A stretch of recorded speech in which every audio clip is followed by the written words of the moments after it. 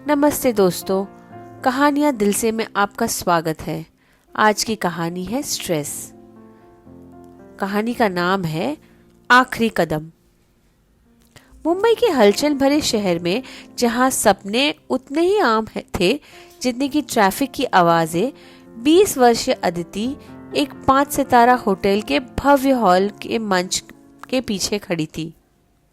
आज रात मिस महाराष्ट्र प्रतियोगिता का फिनाले था, जिसका सपना उसने वर्षों से देखा था। चमचमाती रोशनी, ग्लैमर और प्रतिष्ठित खिताब ने उस प्रतियोगिता की ओर उसे खींचा था, लेकिन अब मखमली पर्दे के पीछे खड़ी अदिति के पेट में घबराहट की गांठ कसती जा रही थी। इस मंच तक का सफर आसान नहीं था। अदिति नागपुर के एक साधारण परिवार से थी, जहां ऐसे सपनों को अक्सर फिजूल समझा जाता था।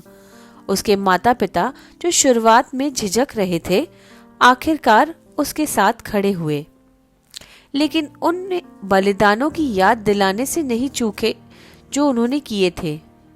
हमें तुम पर विश्वास है बेटा, उसकी माँ ने कहा था जब अदिति ने मुंबई के लिए ट्रेन पकड़ी थी।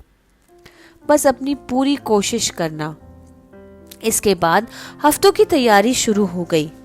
उसने ऊंची एड़ी की सैंडल में चलते रहने का अभ्यास किया, मेकअप में महारत हासिल की और हर संभावित सवाल के जवाब बार बार रिहर्स किए। लेकिन जैसे जैसे अंतिम राउंड करीब आ रहा था, अदिति का आत्मविश्वास कमजोर पड़ने लगा। उसकी प्रतियोगी बेहद खूबसूरत, आत्मविश्वासी और उससे कहीं ज्यादा अनुभवी लग रही थी। उसने आईने में अपनी प्रतिबिंब को देखा और उसकी सांसें तेज और उथली हो गई। तुम ठीक हो? किसी ने पूछा। यह निशा थी, एक अन्य प्रतियोगी। प्रतिस्पर्धा के बावजूद निशा हमेशा दयालु रही थी। मुझे नहीं पता, अदिति ने स्वीकार किया। अगर मैंने गलती कर दी तो? अगर मैं नहीं जीती तो क्या होगा? मेरे माता पिता ने मेरे लिए बहुत कुछ किया है। निशा ने सहानुभूतिपूर्वक मुस्कुराते हुए कहा, ऐसा महसूस करना सामान्य है, लेकिन याद रखना, ये सिर्फ जीतने के बारे में नहीं है, ये तुम्हारे होने को दिखाने के बारे में है। तुम यहाँ तक पहुंची हो अदिति, यह अपने आप में एक बहुत बड़ी बात है। अदिति ने सर हिलाया, खुद को शांत करने की कोशिश की, लेकिन दबाव कम ही नहीं हुआ।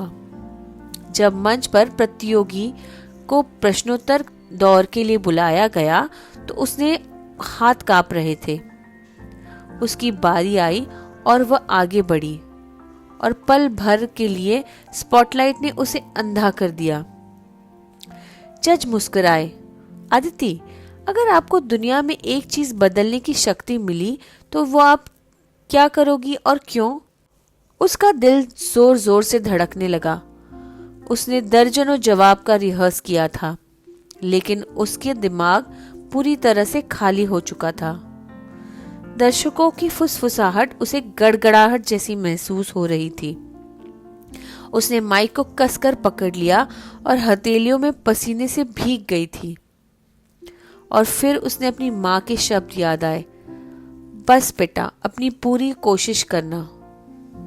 गहरी सांस लेते हुए उसने दिल से बोलना शुरू किया, अगर मैं एक ऐसी चीज बदल सकती तो मैं मानसिक स्वास्थ्य सहायता को सभी के लिए सुलभ बनाती।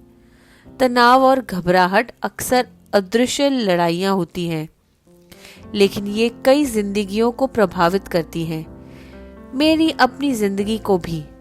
आज यहाँ खड़े होकर मैंने सीखा कि घबराना, डरना ठीक है, लेकिन मदद मांगना और आगे बढ़ना भी जरूरी है। यही बदलना चाहूंगी, ताकि कोई भी यह महसूस न करे कि उन्हें ये चुनौतियां अकेली ही झेलनी हैं। जैसे जैसे उसने अपनी बात खत्म की, उसकी आवाज स्थिर होती गई और दर्शकों ने जोरदार तालियां बजाई। अदिति पीछे हटी। उसकी सांसें तेज थी, लेकिन अब हल्कापन महसूस हो रहा था। उसने अपनी सच्चाई बोल दी और ये उसके लिए काफी था। घंटों बाद जब विजेताओं का नाम घोषित किया गया तो अदिति का नाम शीर्ष स्थान 3 में नहीं था। उसने फिर भी मुस्कुराए रखा। जीत ही सब कुछ नहीं था। जब वह मंच के बाहर निकली तो कई प्रतियोगी और कुछ दर्शक उसके पास आए और उसकी ईमानदारी के लिए धन्यवाद दिया। उस रात जब वह अपने कमरे में लौटी तो उसकी माँ का संदेश फोन पर आया हुआ था। तुमने हमें गर्व महसूस कराया है बेटा, चमकती रहो। अदिति मुस्कुराई। उसका तनाव जैसे पिघल गया हो। प्रतियोगिता खत्म हो चुकी थी, लेकिन उसने कुछ और अधिक कीमती हासिल किया था, अपनी आवाज पर विश्वास और अपने डर का सामना करने की हिम्मत। अदिति के लिए असली ताज वही था और उसने खुद के प्रति सच्चाई बनाए रखी। हम आशा करते हैं कि आज की कहानी आपको बेहद पसंद आई हो। अगर आई हो तो please like, share and subscribe. Thank you.